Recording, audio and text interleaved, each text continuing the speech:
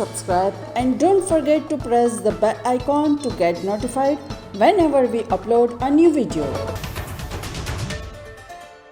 नमस्कार, स्वागत है आपका ईटी नाउ स्वदेश में। मैं हूं आपके साथ पूजा त्रिपाठी और आप देख रहे हैं हमारी खास पेशकश टैक्स मंत्रा।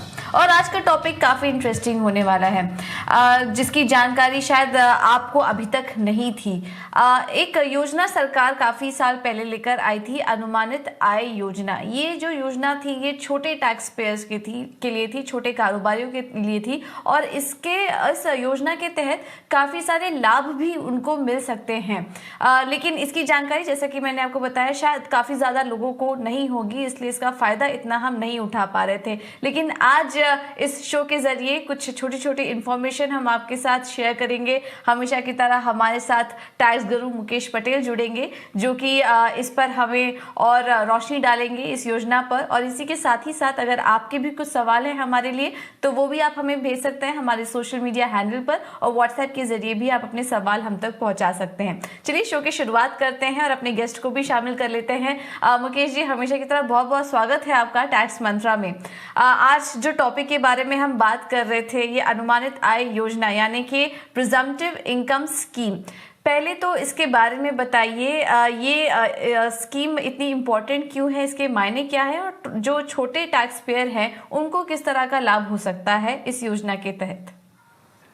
जरूर पूजा, ये प्रिजम्पटिव इनकम स्कीम आज से कुछ अरसे पहले जब इंट्रोड्यूस की गई, उसका मुख्य मकसद ये था कि जो छोटे टैक्स पेयर्स हैं उनमें वॉलंटरी कंप्लायंस, ताकि वो अपने आप जो आयकर कानून के तहत उनकी जिम्मेवारियां हैं, रिटर्न भरना, ठीक से उस पर टैक्स भरना, वो सब निभाएं, इसके लिए प्रोत्साहित करना था। तो ये स्कीम जो आपने बताया कि इसके क्या खास विशेष फायदे हैं, पहले हम ये समझ लें कि इसके क्या विशेष फायदे हैं। अब इसकी डिटेल्स में हम बाद में जाएंगे कि आप कब ये स्कीम के लिए एलिजिबल हैं। पर मान लीजिए कि आप एलिजिबल होते हैं, आप छोटे कारोबारी हैं, व्यापार करते हैं या व्यवसाय में हैं, और ये स्कीम अनुमानित आय की स्कीम को आप ऑप्ट करते हैं, तो सरकार ने ये सोचा कि आम तौर से बॉटलनेक्स क्या होते हैं।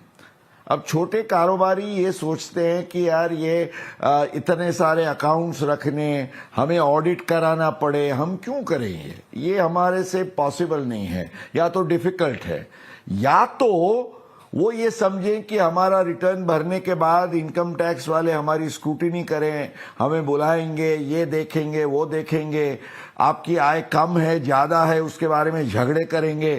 तो इसलिए बेस्ट थिंग इज रिटर्न भरो ही मत। तो ये जो पूरे ये दकियानूसी जो ख्याल थे, उसमें से छोटे लोगों को बाहर लाने के लिए और उनको सुविधाजनक तरीके से इस पूरी एक स्कीम में शामिल करने के उद्देश्य से ये स्कीम लाई गई है, जिसके 3 महत्वपूर्ण लाभ है। सबसे पहले आपका लाभ ये है कि ये स्कीम में आप आते हैं तो आपको अकाउंट्स माना कि हिसाब रखने की कोई आवश्यकता नहीं है, आपको ऑडिट कराने की कोई जरूरत नहीं है, कोई रिक्वायरमेंट नहीं है। माना अकाउंट्स और ऑडिट से आपको संपूर्णतः मुक्ति दी गई है।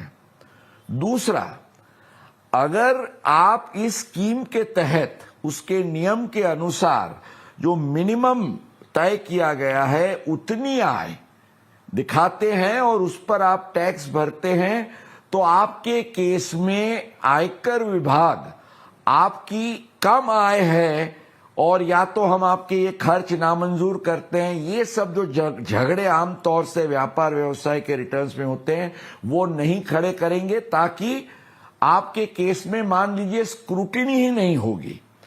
तो स्क्रूटिनी, आयकर स्क्रूटिनी से संपूर्णतः मुक्ति, तो ये एक बड़ा सुकून आपके लिए होता है। और तीसरी बात यह है कि आम तौर से जो टैक्स पेयर्स होते हैं, जो व्यापार व्यवसाय से जुड़े हुए हैं, उनको तो एडवांस टैक्स भरना पड़ता है, जिसके लिए 4 इंस्टॉलमेंट सुविधित है, सबको भरने पड़ते हैं। तो यहां भी आपको एक विशेष छूट दी गई है कि एडवांस टैक्स के भुगतान में आपको राहत ये रहेगी कि आपको केवल 15 मार्च का जो इंस्टॉलमेंट होगा वही भरना होगा, उसके सिवा आपको एडवांस टैक्स की कोई जिम्मेवारी नहीं है। पूजा। बिल्कुल, तो छोटे कारोबारियों को एडवांस टैक्स से मुक्ति और स्क्रूटिनी की चिंता भी आपको लेने की इस स्कीम के तहत जरूरत नहीं है। मुकेश जी, जो छोटे टैक्स पेयर हैं जिनका कारोबार है, उनको कैसे हम डिफाइन कर सकते हैं? मतलब कि कौन कौन से टैक्स पेयर हैं जो इसके तहत एलिजिबल है? थोड़ा एलिजिबिलिटी क्राइटेरिया हमें समझाइए। डेफिनेटली पूजा, इसके लिए आयकर कानून की जो सेक्शन है 44AD, उसके तहत इसके नियम और इसकी कंडीशंस जो हैं वो रखी गई है। और ये आपके लिए ऑप्शन है कि ये स्कीम का आपको पसंदगी करना है या नहीं करना है।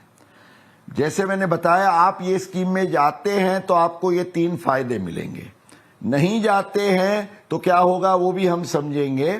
पर जाने के लिए आपकी एलिजिबिलिटी क्राइटेरिया ये है, सबसे पहले तो व्यापार में, कारोबार में है आप, तो आपका सालाना, जिसको हम टर्नओवर बिक्री कहेंगे, या तो ग्रॉस रिसीट्स, उसका जो फिगर है वो 2 करोड़ से कम होना चाहिए। माना 2 करोड़ से ज्यादा है तो आप इसमें एलिजिबल नहीं है।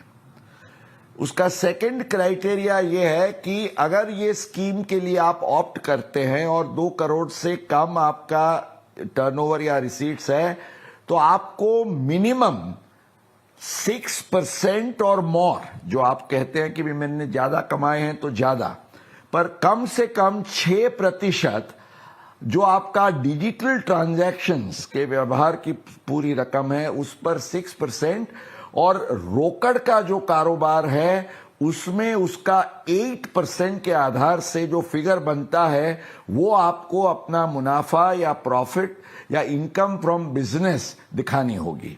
क्योंकि आपके अकाउंट्स वगैरह तो कुछ है नहीं, तो ये एक लमसम बेसिस पर, जैसे प्रिजम्पटिव स्कीम के आधार से ये तय किया जाएगा। इसमें एक बात और भी आपको ध्यान में रखनी है कि बाकी तो सब बिजनेसेस एलिजिबल है, पर जो एलिजिबल बिजनेस नहीं इसमें गिने गए हैं उसमें कमीशन, एजेंसी और ब्रोकरेज, अगर इसकी आपकी आय है तो आप ये स्कीम का फायदा नहीं ले सकते हैं। तो इतनी बातें हैं पूजा, हमें ख्याल में रखने की है।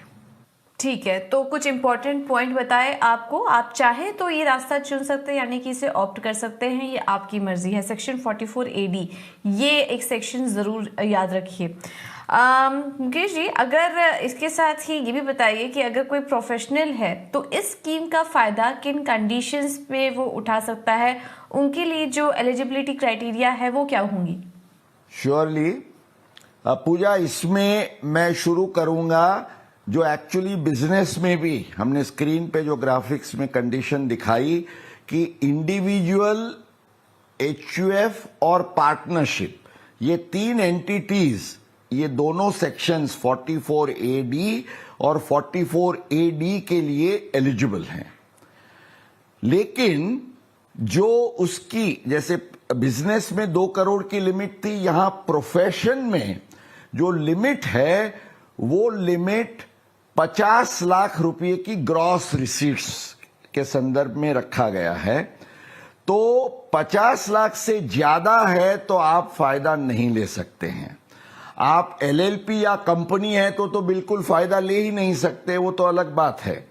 और व्यवसाय में, नियत व्यवसाय में किसको व्यवसाय कहेंगे, तो ये भी सेक्शन में कहा गया है कि लीगल है, इंजीनियरिंग है, आर्किटेक्चर है, मेडिकल है, चार्टर्ड अकाउंटेंसी है, टेक्निकल कंसल्टेंसी है, इंटीरियर है, ये सब जो प्रोफेशंस है, मैनेजमेंट कंसल्टेंसी भी आ जाएगी उसमें, ये सब को आप प्रोफेशन के दायरे में, व्यवसाय के दायरे में लेते हुए अगर 50 लाख से आपकी रिसीट कम है तो आप एलिजिबल हैं, लेकिन आपको उसमें मिनिमम 50% के आधार से आपको प्रॉफिट दिखाना है।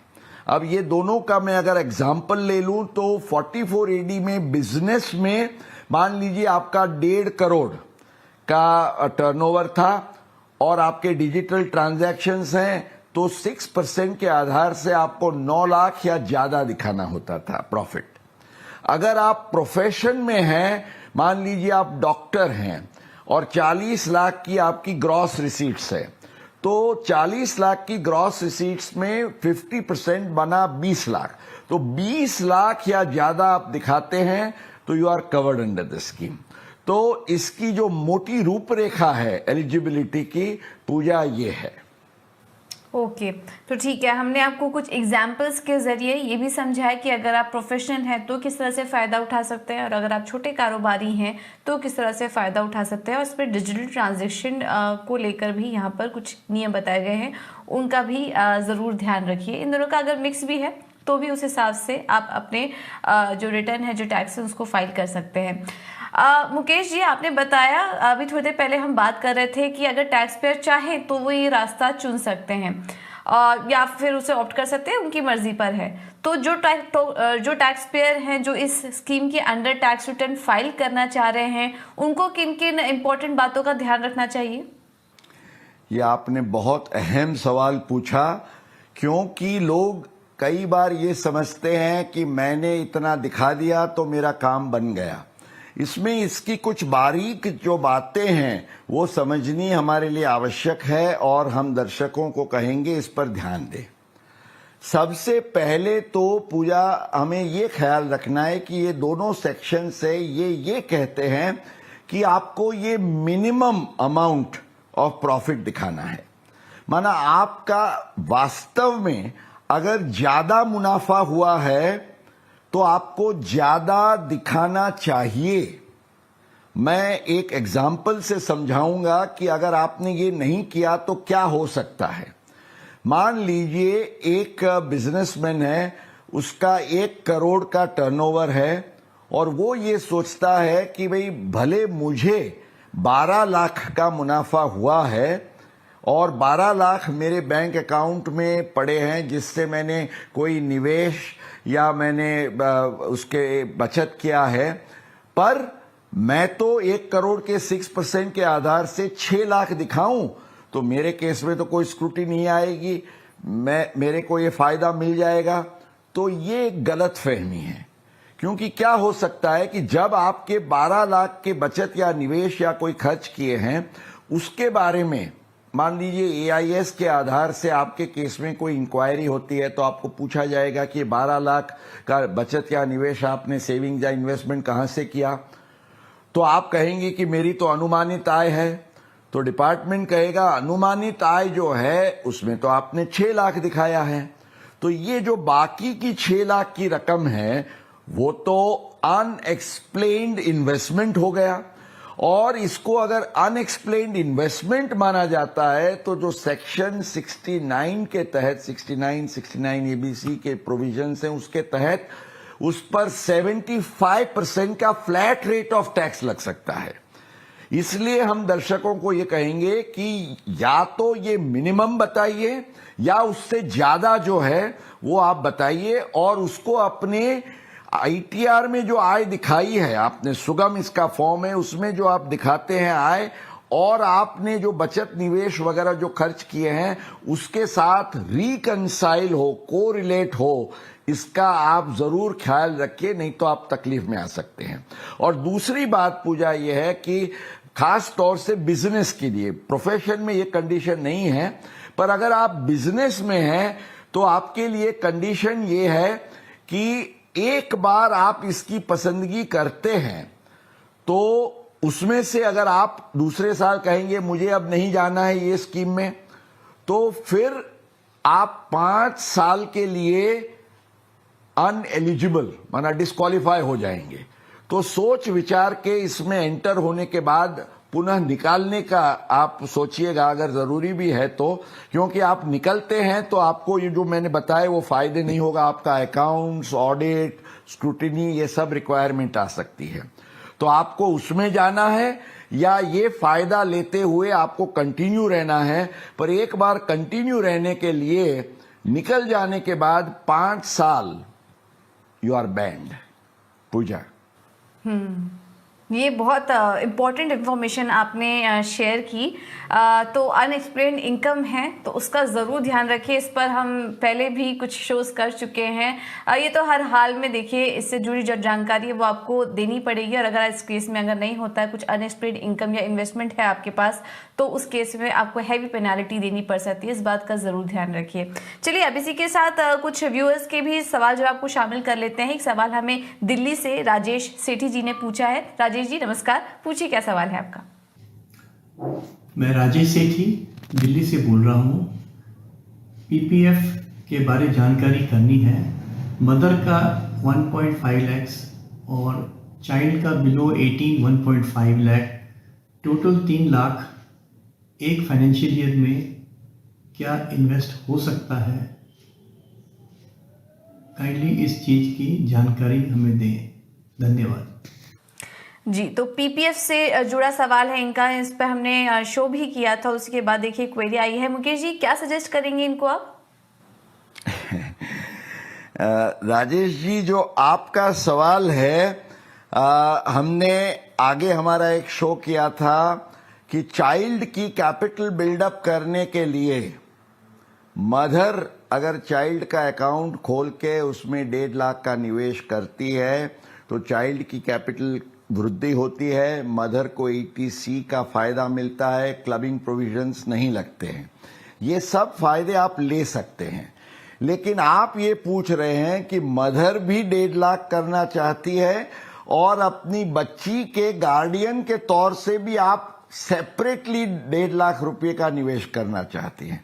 तो पीपीएफ के नियम अनुसार ये अनुमति आपको नहीं है, क्योंकि पीपीएफ का नियम ये कहता है कि कोई भी बंदा या तो अपने आप खुद के केस में या तो अपने कोई माइनर के गार्डियन की कैपेसिटी में कंबाइंड होके एक वित्तीय वर्ष में 1.5 लाख रुपए से ज्यादा निवेश नहीं कर सकता। आप चाहें तो लाख रुपए आपके केस में करिए, 50 बच्ची के केस में करिए, कुल 1.5 लाख। पर 1.5 लाख से ज्यादा, माना दोनों केस में 1.5 लाख करके 3 लाख करके आपको फायदा इनकम टैक्स में तो नहीं मिलेगा, पर पीपीएफ स्कीम का भी उल्लंघन होगा और आप समस्या में आ सकते हैं। तो ये ख्याल रखिएगा। ओके, चलिए, तो ये राय राजेश जी के लिए थी। अब अगले सवाल भी शामिल कर लेते हैं, और ये राजस्थान से हमें पूछा है। अजीत सिंह परमार हमारे साथ जुड़े हैं। अजीत जी नमस्कार, पूछिए क्या सवाल है आपका। मेरा नाम अजीत सिंह पंवार है, मैं अजमेर राजस्थान से हूँ। मेरे पिताजी एक रिटायर्ड सीनियर सिटीजन हैं और उन्होंने अपने सेविंग में से मुझे 30 लाख रुपए का लोन मेरे घर खरीदने के लिए दिया है। अगर मैं मेरे पिताजी को 7% पर एनम के हिसाब से इंटरेस्ट दूँ तो क्या मुझे ये रकम डिडक्शन मिल सकती है? क्या यह भी ज़रूरी है कि यह ब्याज मुझे उन्हें एक्चुअल चुकाना होगा या उनकी बाकी रखे हुए मैं भविष्य में चुका सकूं? तो चलिए, काफ़ी इंटरेस्टिंग का सवाल है इनका भी। मुकेश जी क्या सजेस्ट करेंगे इनको? पूजा, इनके लिए केवल इंटरेस्टिंग नहीं, मैं तो कहूँगा बहुत प्रॉफिटेबल सवाल है, क्योंकि हम जो उनको एडवाइस देने जाएंगे वो फॉलो करेंगे तो केवल वो नहीं, उनके जैसे बहुत सारे दर्शकों को बहुत यूजफुल टैक्स प्लानिंग का फायदा हो सकता है। सबसे पहले तो लोगों का ये ख्याल होता है कि हाउसिंग लोन का इंटरेस्ट जो सेक्शन 24 के तहत मिलता है वो केवल आपने कोई बैंक या फाइनेंस कंपनी से या अपने एम्प्लॉयर से लिया है तभी मिलता है। ये गलत है। कोई भी शख्स से लिया गया हाउसिंग इंटरेस्ट का लोन आपको डिडक्शन के तौर से जो 2 लाख रुपए की स्पेसिफाइड लिमिट है उसमें मिलता है। अब इनके केस में it will be a win win situation. उनके पिताजी है वो रिटायर्ड है, मान लीजिए उन्होंने सीनियर सिटीजन सेविंग स्कीम में पैसा रखा होता या कोई और निवेश करते तो आसपास 7% के उनको रिटर्न मिलता। तो वो रिटर्न अगर उनके बेटे के पास से उनको मिले और वो उसको अपनी आय में दिखाए, तो अपने केस में तो वो रिटायर्ड है, सीनियर सिटीजन है और बहुत लोअर ब्रैकेट में आएंगे, उस पर कोई टैक्स की ज्यादा जिम्मेवारी यूं भी नहीं आएगी। और बेटे के केस में होगा क्या कि उसको डिडक्शन मिलेगा, जरूर वो क्लेम कर सकता है। और साथ साथ जो सेकंड एस्पेक्ट उन्होंने पूछा कि मान लीजिए कि लिक्विडिटी का सवाल है और बैंक तो आपसे पैसा वसूल करेगी, इंस्टॉलमेंट भी वसूल करेगी और ब्याज भी वसूल करेगी। अब पिताजी तो कहेंगे भैया बेटा तुम्हारी जब मर्जी हो तब देना, मैं तो मेरी इनकम में दिखा देता हूं।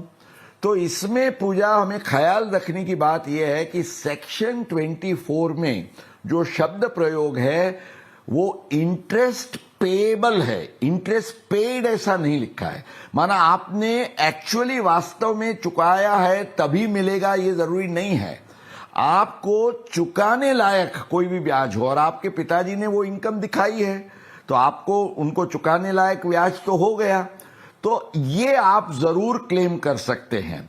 तो ये दोनों पहलू पर, जिसको हम गुजराती में हम कहते हैं कि घी ढड़ियों तो खिचड़ी मां, तो आपके पास पैसा रहा, आपको टैक्स का फायदा हुआ और it is a win win situation for both the son and the father. Pooja ठीक है, तो ये थोड़ी थी out of the box thinking, जिसको कि हम अपने शो में, जिस पर कि हमारा फोकस रहता है कि देखिए हम आपको सिर्फ इंफॉर्मेशन या ऐसी जानकारी देते, हम आपको एक कुछ आइडियाज़ ये बताते हैं जिससे कि आप टैक्स बचा सकते हैं। तो ये भी एक तरीका था और उम्मीद है हमें कि अजीत जी कि आपको इस जवाब के जरिए मदद भी मिली होगी और आपके जैसे कई दर्शक जो कि होम लोन देते हैं, होम लोन पे इंटरेस्ट देते हैं, उनको इस सवाल के जरिए मदद मिली होगी।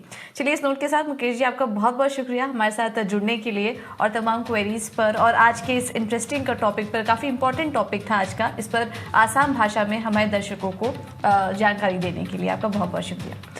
चलिए अब वक्त है गुरु मंत्र जानने का, और आज के जो गुरु मंत्र हैं वो ये है। तो पहला गुरु मंत्र पहले आपको बता देते हैं। आज इस योजना के बारे में हम बात कर रहे थे, यानी कि प्रिजम्पटिव इनकम स्कीम, इसको चुनने के 3 फायदे हैं। 3 फायदे कौन से हैं? आप अकाउंट कीपिंग और ऑडिट से मुक्त हो सकते हैं। दूसरा, आप किसी भी हायर बिजनेस या प्रोफेशनल इनकम के इनकम टैक्स जांच की कोई चिंता नहीं है। अगर आप छोटे कारोबारी हैं तो आपको इनकम टैक्स जांच की कोई चिंता नहीं है, स्क्रूटिनी से आप बच सकते हैं। और तीसरा बड़ा एडवांटेज ये है कि 4 एडवांस टैक्स इंस्टॉलमेंट के बजाय आपको साल खत्म होने से पहले केवल एक बार 15 मार्च से पहले भुगतान करने की ज़रूरत है, यानी कि एडवांस टैक्स से भी मुक्ति अगर आप इसको ऑप्ट करते हैं तो।